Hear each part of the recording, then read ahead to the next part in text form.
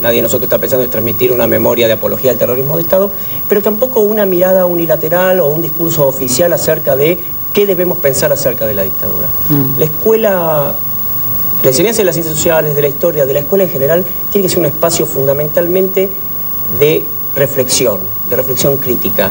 Y uno de los elementos fundamentales es conocer diferentes visiones acerca de un mismo proceso histórico. Se puede hablar de diferentes épocas, etapas de la historia, pero hablar de la historia reciente, ¿es hablar de política? Sin lugar a duda. La escuela siempre fue un lugar de formación política, siempre. Negar que la escuela sea un lugar donde se hace política es simplemente una posición política.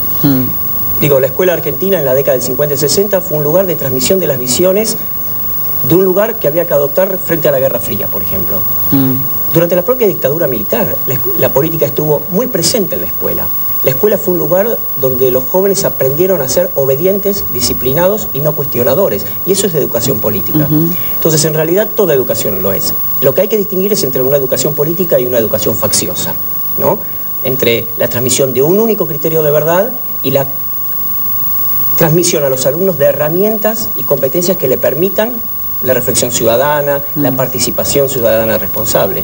Eso es política y eso es muy bueno. Si tomamos en cuenta lo que a veces dicen los docentes o alumnos o padres, una de las ideas que aparece es basta de hablar del pasado. El pasado vuelve aunque no hablemos de él. El pasado está en las aulas, porque en las aulas están los hijos y los nietos de los desaparecidos, los hijos y los nietos de los perpetradores, de los victimizadores. O sea, víctimas y victimarios están en la escuela, de manera que ese pasado irrumpe siempre. Pero si uno niega la presencia de ese pasado, irrumpe, yo diría, de una manera desordenada y aparte de una manera que no permite el aprendizaje. Irrumpe como violencia, en todo caso. Incorporarlo conscientemente a la escuela permite ordenar ese conocimiento en el sentido de crear conocimiento jerarquizado, conocimiento fundado, conocimiento que no se deba solo a una impresión o a una información que escuché suelto en un medio de comunicación o que leí en una página de internet, sino lo sistemático que ofrece la enseñanza de la escuela, ¿no?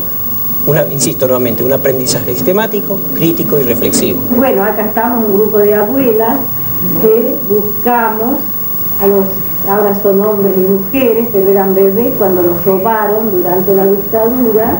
Se los llevaron y les pusieron otro nombre, se criaron con otra familia, o sea que ahora son mayores y no saben realmente quiénes son.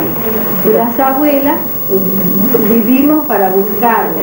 Entre todas las abuelas que estamos acá, hay algunas que ya han encontrado a su nieto o nieta, como ella que encontró a María José, ella que encontró a Sebastián, ella que encontró a Macarena, que son las nietas que nosotros buscábamos.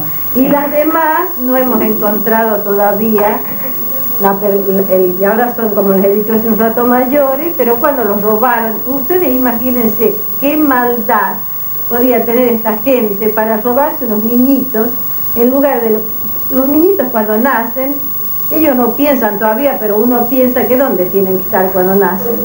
Con su mamá o su papá en los brazos, ¿verdad? La mamá, en cambio ellos, en lugar de dejarle en los brazos de su mamá, su papá, a lo mejor los dejaron un ratito nada más y después se los llevaron. Estos temas tienen que ver con historia, pero se relacionan muy estrechamente con formación ética y ciudadana, ¿no? Sí, absolutamente, y en realidad no es casualidad que en los currículum oficiales inclusive o formales el tema está presente en ambas perspectivas, porque tiene una mirada que tiene que ver efectivamente desde lo ético, desde los valores. Y esa mirada se complementa con la enseñanza de la historia, que permite un relativo distanciamiento. Dijimos que en neutralidad no hay posible, pero sí un relativo distanciamiento que permita que cuando abordamos un tema en donde el horror es tan fuerte, ese horror no nos inunde tanto que no podamos reflexionar. Una cuestión fundamental en la enseñanza de la dictadura es hablar de su contexto, ¿no? Vos comentabas de la llegada tarde, digamos, de este tema. En los 80 el tema estaba en las escuelas, pero era una mirada ingenua, si se quiere, tal vez necesaria a la salida de la dictadura, en donde hablábamos de unos militares malos que sorprendieron en su buena fe a una sociedad ingenua e inocente.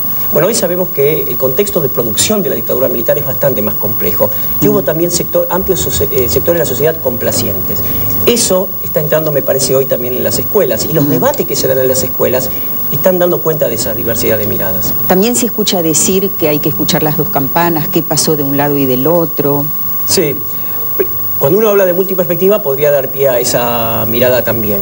Bueno, la voz de los perpetradores, para decirlos, está presente, por ejemplo, a través de los documentos en la escuela, ¿no? Cuando los alumnos analizan la carta de Rodolfo Walsh a la dictadura, o los mensajes emitidos en algunos medios de comunicación llamando a los padres a delatar a sus hijos si sospechaban que ellos eran subversivos, estamos poniendo la voz de los perpetradores.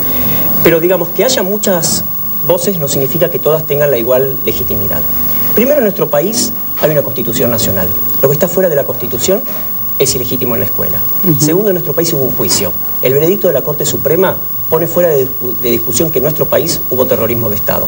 Podemos discutir eso en casa, pero no en el espacio de la agenda pública. Auspician Caminos de Tiza, UNESCO Argentina, Organización de Estados Iberoamericanos, Consejería de Educación de la Embajada de España. Declarado de interés cultural por la Honorable Cámara de Diputados de la provincia de Catamarca. Por la Legislatura del Gobierno de la Ciudad. Por la Secretaría de Cultura, Presidencia de la Nación. Premio Pregonero 2003 al periodismo televisivo por la Fundación El Libro. Premio Santa Clara de Asís. Secretaría de Cultura y Educación de la Municipalidad de Rosario. Vienen de lejos caminos de tiza, abriendo surcos este oficio labrador.